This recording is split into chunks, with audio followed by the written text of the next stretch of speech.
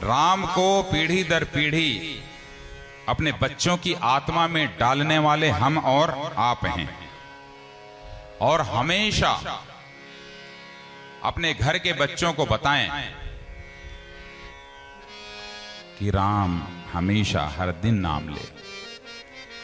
राम हमारे लिए आवश्यक तत्व हैं।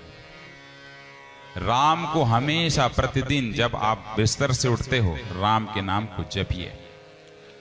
आप जब सोने जाते हो राम के नाम को लेकर के सोइए।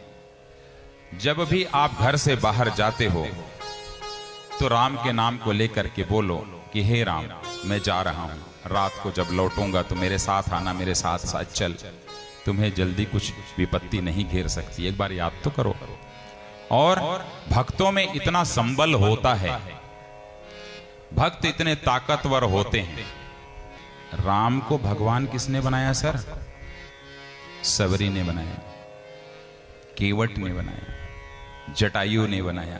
भक्त नहीं होते तो राम भी भगवान नहीं बन पाते। जय हो।